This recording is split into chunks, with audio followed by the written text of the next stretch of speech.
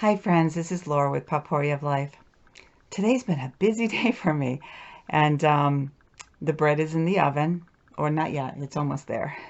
What I wanted to come to you while the last rise is happening is I was reading an article this afternoon that really broke my heart. Now, you know that I am a Christian, a strong believer in Christ.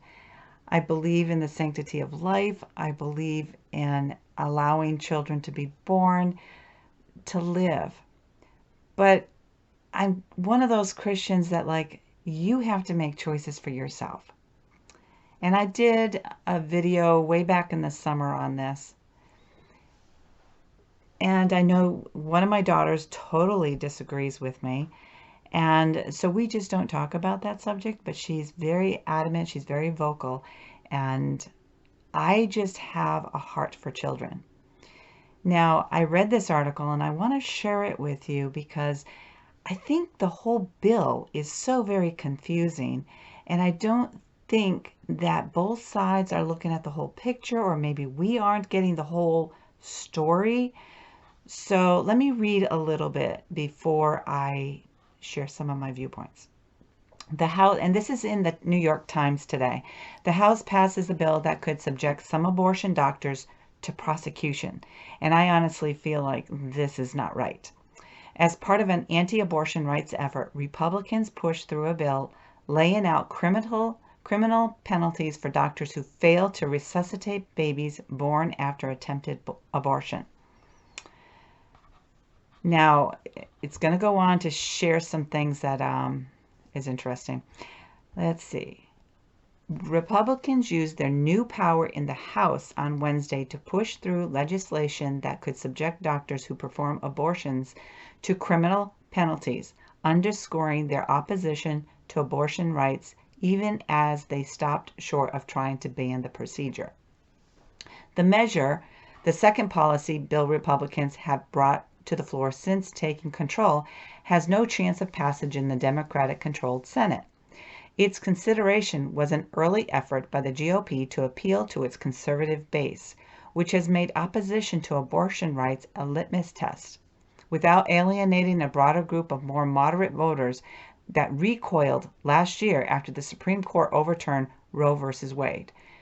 And I did a video on this, and I was heartbroken by the rage, the anger in all this. And I'm going to share a little bit of my viewpoints at the end here. The House approved the bill on Wednesday, almost entirely along party lines on a vote of 220 to 210. One Democrat, Representative Henry Culler of Texas, joined Republicans in favor, and another Rep. Vincent Gonzalez, also of Texas, voted present.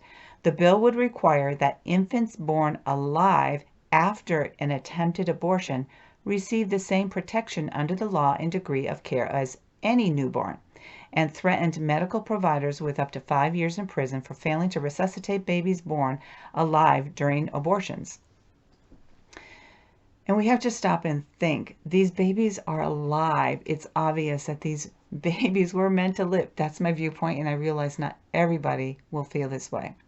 Live births during an abortion procedure are exceedingly rare, and federal law already requires that a baby who survives an attempted abortion receive emergency medical care, just like you or I. If we got hurt or something, they cannot discriminate. The new bill would clarify the standard of care to which doctors are held and lay out penalties for violators. Policy organizations supporting abortion rights say the measure was an effort to discourage women from seeking abortions and doctors from performing them. But Republicans framed the legislation as a way to protect the unborn and sought to use it as a method to portray Democratic opponents as unwilling to provide basic rights to newborns. A child who survives an abortion attempt, who is outside the womb, breathing and struggling for life, doesn't deserve equal protection under the law? That was the question that Representative Kate Kammack, Republican of Florida. That shouldn't be a controversial position. That was in many ways the point of the bill. Another piece of legislation Republicans have proposed in the past, which would ban abortions after 15 weeks of pregnancy, is far more controversial and based on the results of a midterm elections could expose them to political backlash. On Wednesday, Democrats, many dressed in white, that's usually what they do when they want to make a stand, the color of the suffragist movement, described the abortion bill as part of a concerted effort by Republicans to end women's access to the procedure.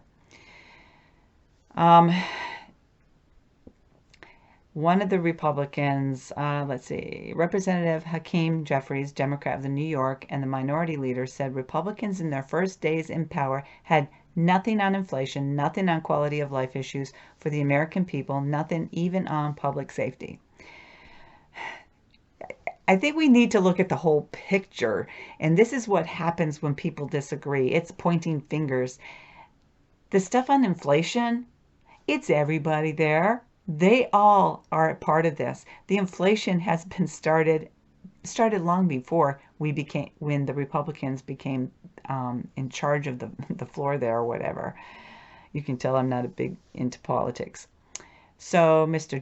Jeffries says, you come to the floor as part of your march to criminalize abortion care, to impose a nationwide ban, to set into motion government-mandated pregnancies. And some Democratic lawmakers shared deeply personal and tragic stories. Representative Frederica Wilson, a Democrat of Florida, recounted what she said was one of the most painful episodes of her life when the 7-month-old fetus in her belly stopped moving and was pronounced dead. But Roe v. Wade had yet to establish abortion rights nationwide. State law barred the doctor from inducing labor. The corpse of that child was still within me, she said. My little body was wretched with pain, weakness, and frailty. She said she almost died and went into labor at 8.5 months. Oh, what pain, oh, what grief, she said, adding, I beg you, plead with you, we can't go back.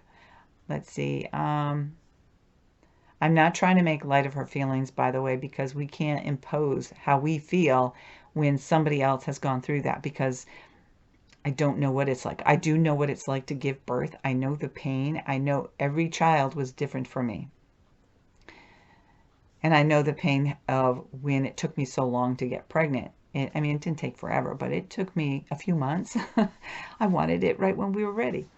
She also said the measure was little more than a messaging exercise, since the surgical method typically used to perform an abortion after the first trimester, known as dilation and evacuation, makes the odds of a live birth negligible.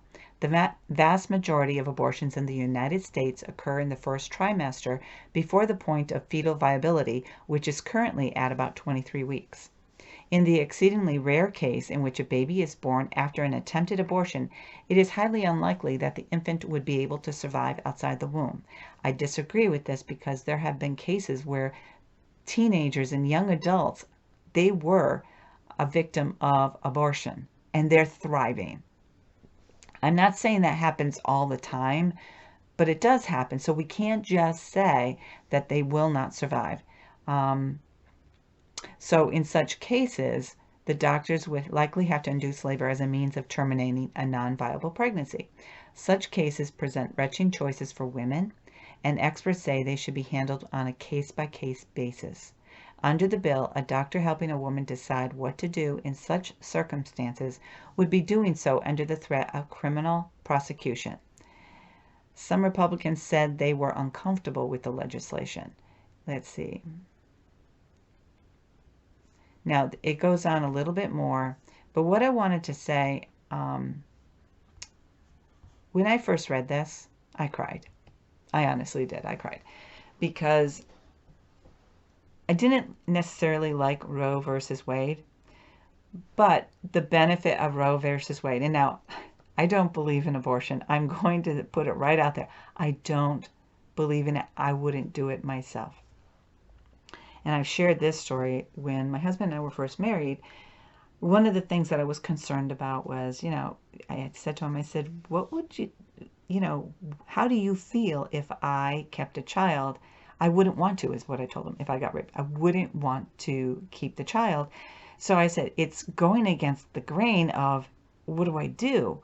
And I asked him, I said, would you support me in my carrying that child to term so that somebody else could adopt it?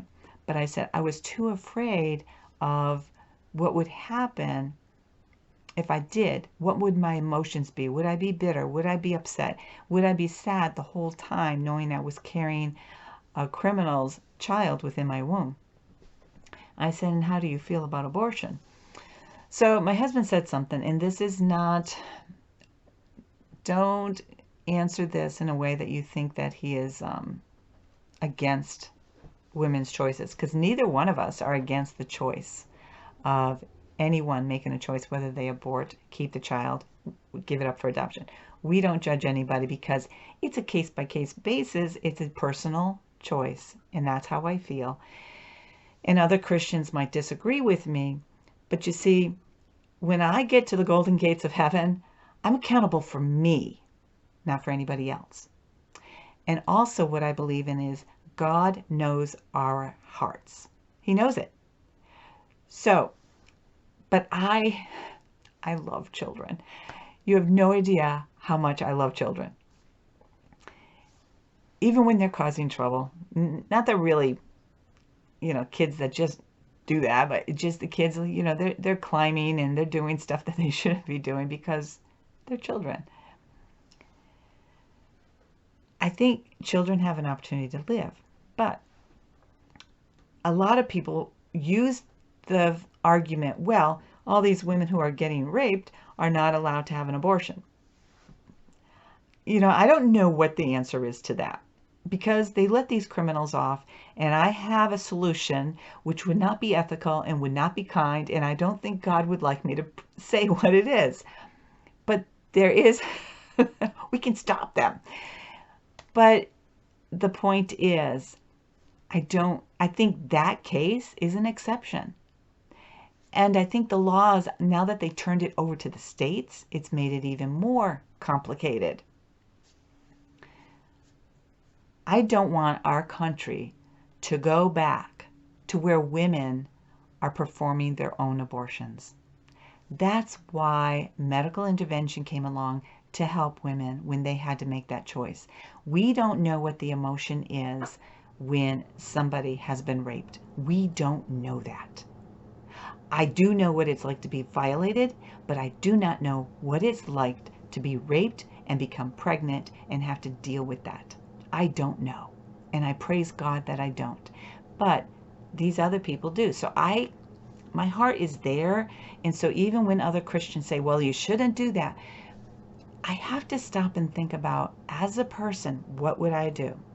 In conversation with my husband, and it was probably our 5th year of being married, because it was about 6 months to a year before we had our first child.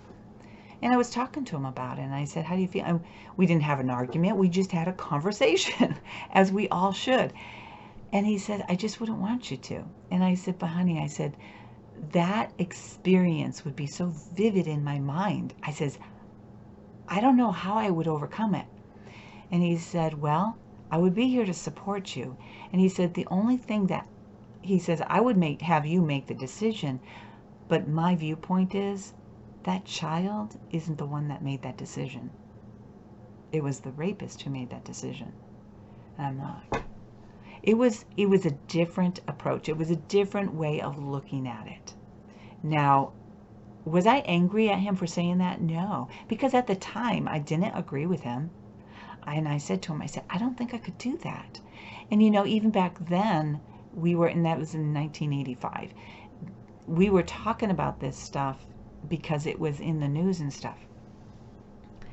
And, I don't know what to say. Now, there are a lot of women that use it as a birth control method.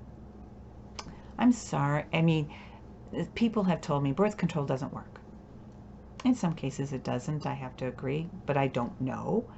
All I know is that my husband and I made every effort because we were not ready for children. We were married and we were not ready for children. So we did what was necessary to protect my womb for me becoming pregnant. That's, to me, was the responsible thing to do. No brainer. But That's not saying other people aren't doing that. I do hear of some people who are on medications and then they say, well, I didn't know I could get pregnant. And it's like, you always can get pregnant. It doesn't matter on the medication. Or one person said, well, I just had a baby. I didn't think that I could get pregnant. And, I don't know the dynamics of how this works because every single one of us, our bodies are different. And that's why sometimes it's hard for a doctor to figure certain things out for certain people, is because we're all so very different. Do I think a doctor needs to go to prison because a woman decides that she wants an abortion, she wants that baby dead after it's born? No. And I don't think that the courts should criminalize a physician for a choice of another human being making. I don't know what the answer is to that. But I do know that the GYNs I know, some of the ones that are Christians don't like doing abortions. But they honor their profession, they care about their patients, and they want those patients to have a healthy outcome. And that's the first thing we need to look at, is why are they doing this if they're against it? Some doctors don't, but others do because it's available to them. Plus, some of them might, I don't know, I don't talk too much about this with physicians. Some of them might just feel that, it's their right, it's their choice. I talked to one doctor a long time ago, and he says it's uncomfortable, but he says he was more concerned that the woman would be comfortable and be okay and be safe. And I'll tell you, I watched an abortion when I was doing surgical technology. I did my training. I wasn't supposed to be in there because students are not supposed to see these. My supervisor didn't know, my teacher didn't know that they were doing that, but that's where I was. I was in gynecology that week, or I was there for a good couple of weeks. And one of the physicians I knew really well, he was actually my physician, and they were doing it, and he looked over at me, and I had a hard time with it. And I will not go into details, but I will tell you, as that baby is being torn apart, it's not just a little piece of clay, folks. There are arms, there are legs, there are pieces, and they come out in parts. I had a hard time, so after I was done, I had to leave the room and sit down and kind of reflect, what the heck did I just see? This particular abortion wasn't the choice of the mom. The baby had already died. And so this was, they have to make sure they get every single part out. And then they have to complete the whole thing. And I'm just like, I will never, ever forget seeing that. And all I saw was a life that was torn apart. Maybe in a way, well, that baby has survived all this nonsense that we're dealing with. But if God had allowed that child to survive, who could that child have become? Now, that child had already died in the womb. So I'm getting emotional over a child that already passed. I really don't understand why they're saying, the laws are saying the physicians won't be able to abort a child that is already dead. I don't understand that, because in '85 they were doing this, and they've been doing it long before I took my surgical tech class. But it was painful to watch. And so, the doctor came over to me and he goes, "How you doing?" And I said, "I'll be okay." I said, "I feel really nauseous. I feel sick to my stomach." And I said, "To be honest with you, anytime I did any procedure for the first time, sometimes you kind of personalize it a little bit more. And in that case, I did. And it was just kind of like, it was nauseating for me. Could I do it again if I was asked to do that? Yeah, I could. And what you do when you do these procedures, you kind of have to take your personal feelings, tuck them inside. Because your job when you are in the OR, whether you're a physician, a nurse, an assistant, a tech, or whatever you are, that is not your place to judge the patient. It's not your place. It doesn't matter if you're a Christian or not. It's not your place to judge. And I wasn't judging her. I just felt kind of like sad. And when she first came in, I thought, because they were saying, oh, she wants an abortion. And when the doctor came in, he was saying, no, this baby is already dead. And I just kind of like, this is what happens. You have a team of people gossiping about something that wasn't true. And then the doctor comes in, he clarifies it. This is, I talked about gossip a few weeks back. We need to stop talking about what we do not know. Now, and I realize a lot of Christians are going to be really upset with me for saying this view, but I don't believe in abortions. I wouldn't have one myself. I wouldn't want one of my children to have an abortion. But you know what? They're grown adults. I cannot hate them. I cannot be mad at them because this is the way I feel. I feel as Christians, we need to be open to each other and where we are emotionally, physically, financially, whatever the case may be. Now, I don't think that we should use abortions as birth control. I really don't. But it's known that it is happening out there. People get pregnant because they don't know they can get pregnant, whether on medications or because sometimes a medication says don't take it if you're planning on getting pregnant. And some of the younger people might not realize that it's more for defect issues, possibly. I don't know enough about it, so I'm not, and it could cause death, whatever the case, miscarriage or whatnot. I don't know. I don't know anybody who says you can't get pregnant while you're on something. But like I said, I am not a pharmacist, so I don't know all the ins and outs of every single medication that's out there. And we're all dealing with different health issues.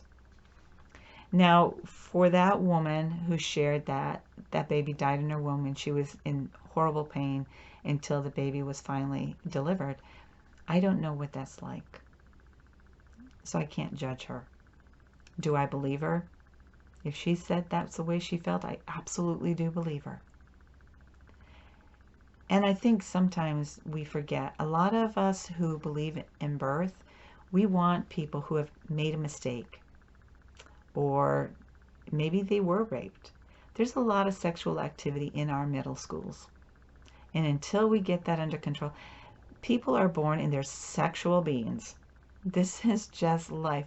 But I would love to see the innocence of our children last, at least till high school. But that's not what is happening. And so we have births all over, and schools have condoms and they have other things for the kids, but not all condoms work either. So I think we need to stop judging. Now, do I think, like I said, I don't think a physician should go to jail because he's doing what is right. I can't imagine a doctor wanting to actually allow a baby to die. I just don't. Oftentimes, when the baby comes out, they go to another area and the nurses are working on them, but the doctor will resuscitate a baby who might need it. They do everything in their power to preserve life. Whether you go to a family practitioner who decides that, hey, this medicine might help you, doesn't matter whether you believe in medicine or holistic. Maybe you go to a holistic doctor. They want to make your life wonderful. They want it to be healthy. They're there to help you live the life that you want. I think gynecologists have a tough job. If they have to make these choices, even if their value system is similar to mine where we believe in life, yet their patient has made their own determination. Now, they said in the article, I don't have it up in front of me right now, that it has to be done on a case-by-case basis. And I think medicine, we have gotten to the point where decisions that are being made need to be between the patient and the doctor. In this case, maybe the patient, the doctor, and the husband, the spouse, whatever. there's a lot of people who are not married and get pregnant. So the significant other. And I'm not trying to make light of this. I'm just kind of like, I cried reading this. Keeps coming up. And I realized that people don't want to talk to people who feel the way that I do. And I don't go to abortion clinics and, petition. I don't do that because I think this is a private matter between a woman, regardless of age, and their physician. I really, really do. Do I think there needs to be laws? Yes, I do. Because you certainly know there's a time frame. You know you're pregnant. You can go to the doctor and they can confirm it. And I have heard of some people, they had their cycles all through. They didn't know they were pregnant. All of a sudden they're in the hospital and they're having a baby. I think that's a rarity. I don't know. But regardless of that, all of our bodies are different. But it breaks my heart that, and it has nothing to do with male or female making the rules. Not in my opinion. Because I don't think, this is my faith, I don't think God wants us killing life. And there is life in our wombs the moment we conceive. But that's my viewpoint. Not everybody sees it that way. There is life once there's a heartbeat. There is life once you see limbs growing. That's life. Life is about growth. And so as this little thing is growing, this child is growing. It's life. I realize that this is going to get everybody all upset about Roe versus Wade. Again, I think that was a good law that came in because women weren't protected when they were raped. And I think that was kind of where they were going from, because women need some form of protection when they are raped. They need to have a choice, because the emotion of being raped, number one, is bad enough. But to be raped and then have a child, that's another thing. Now, a lot of people in the last, when the courts overturned it, that's what people were bringing up. But that's not the only thing, the only reason people are having abortions. So I can't tell people to be responsible. I can't tell people to make sure you bring birth control no matter where you go. And I can't say to be accountable, because there's a lot of creeps out there, okay? So I have a hard time taking a side on this.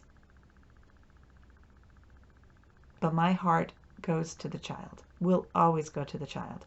Yet if you were somebody I know and you came to me and you were trying to make this decision, I would be honest with you in terms of my feelings. But I would never tell you to do it my way. I would just share why I feel that way.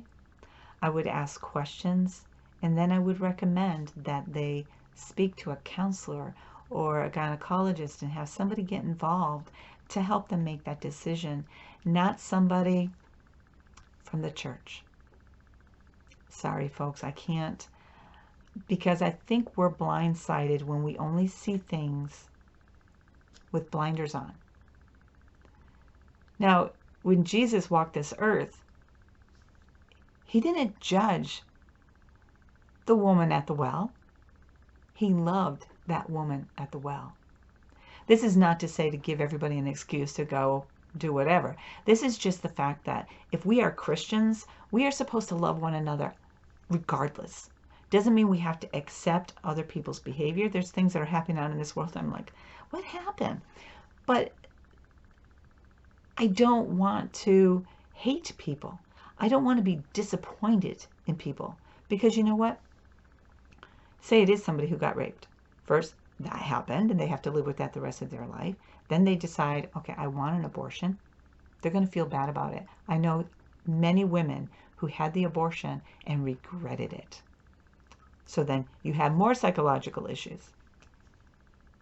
But say they keep that child, and then there's other emotions in it. So I think somewhere along the line, maybe in elementary school, we start teaching children about this stuff. Now, personally, I would not want anybody in the school system at this time to teach my children on sex ed. Just wouldn't. I was always open to my kids. I didn't just give it to them, but I told them, anytime you have a question, doesn't matter what it is, what the topic, whatever, we would talk about it. And we did. They would bring something up, I would answer the question, and I kept their age in mind. And as they got older, they would ask more and more questions, and I would give them the answer.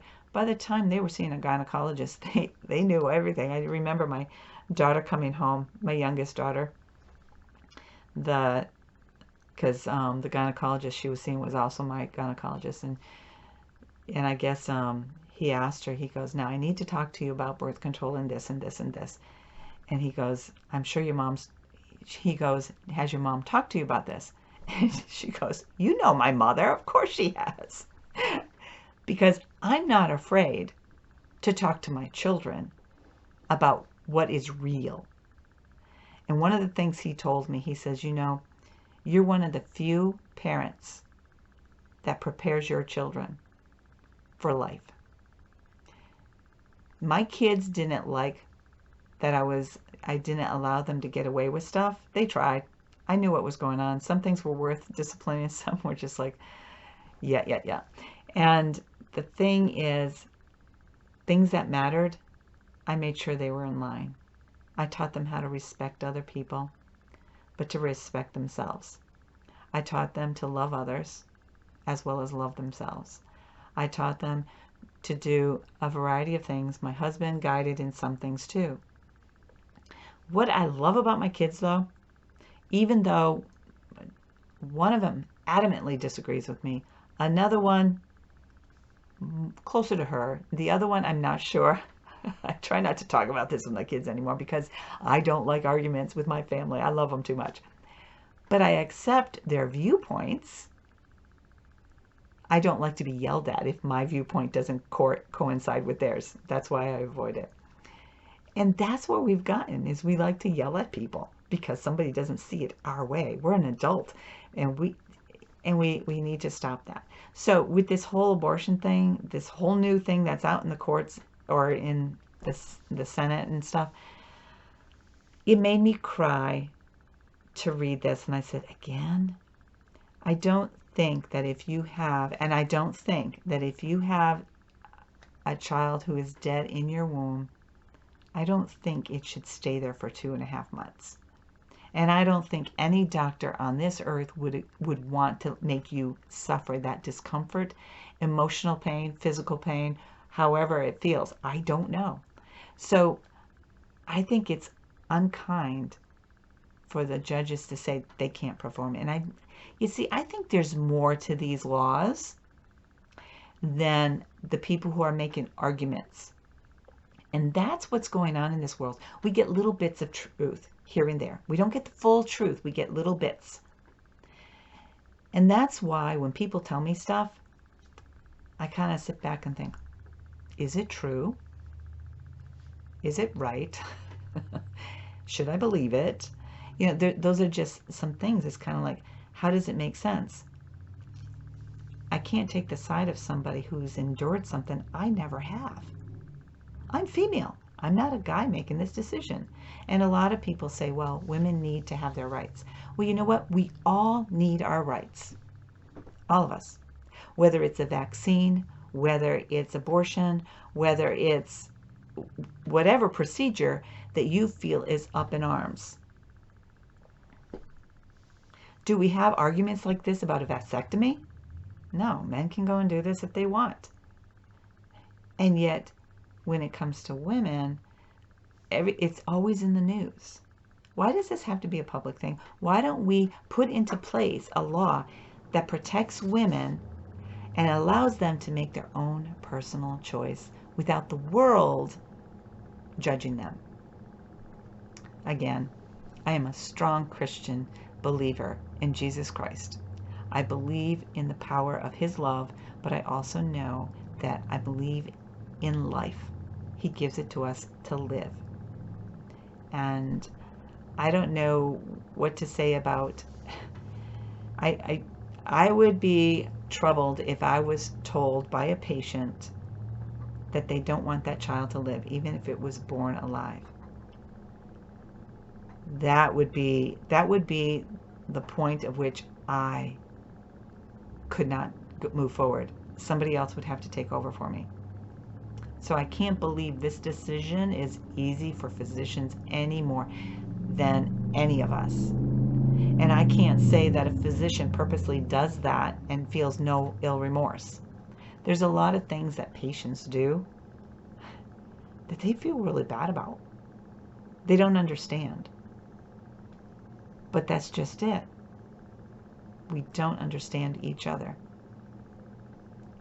So I know this is out in the court. It's in the, what did I say, the Times today.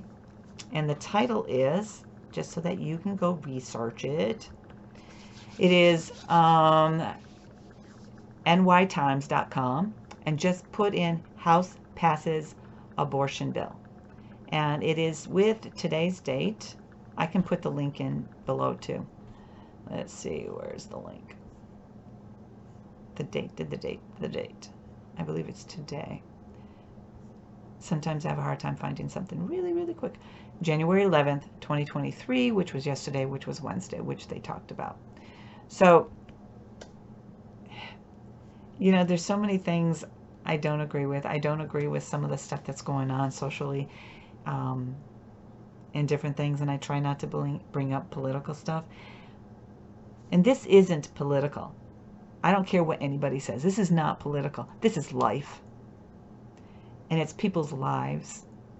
And it's their personal choice. Because I don't agree with it. Because I would rather, if I had the resources, I would adopt every child that wasn't wanted and take care of them. That's just me. Because I think every child deserves a chance. Folks, please, if you respond, be uplifting and be positive, because there are going to be some people who have already had abortions. They don't want to be judged. There are some people that are considering abortion. We don't know their story. We don't know their story. And I think everybody deserves a chance to make choices. And when they're ready to share their story, allow them to make it then. I haven't shared everything about me because I don't think you need to know everything. But I think we need to be kind. Our society needs to stop this nonsense. We need to stop kind of like getting so involved in politics that we only see one side of the story. There's a lot of people involved when there's an abortion involved. It's that infant. It's the father. It's the mother. It's the doctor. It's the nurses. It's the care team in the OR. There's a lot of emotions going on here. And even though a lot of people who are in healthcare believe in the rights for women to make choices, not all of them agree in abortion. But they hang on tight and they get through the procedure, and if it's aftercare, they give them the best care they can. Most nurses, most doctors, I can't say all because I don't know, they want you well. They want to support your decision. They want to show you care, because that's why they were called into nursing and medical, the doctors were called in to be a physician and all that. They want you to thrive. Once you make your decision, they know you might have some emotional issues later on, but you know what? That's what the therapists are there for. And I'm hoping that people who are making this decision are seeing counselors, whether it's their church, whether it's within the hospital setting, wherever it is. Make your own choice. But I think we all need to step back and stop yelling. We need to step back and step back and just say, what is really going on?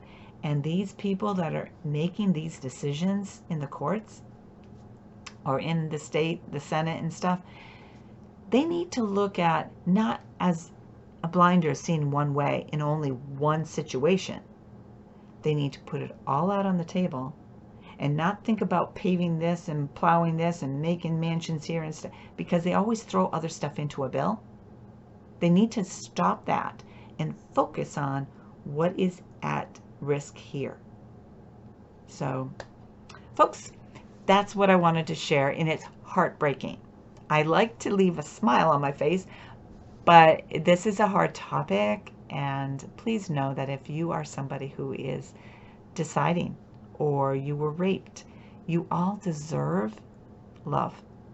I will link to the video I shared this past summer, and you know, you don't have to go back and listen to it if you don't want, but it's just something that it shares a little bit of my viewpoint. And but you are loved. You truly are. I don't even know you all, but I do pray that your life is blessed and that you find joy and you find fulfillment in life. God bless you.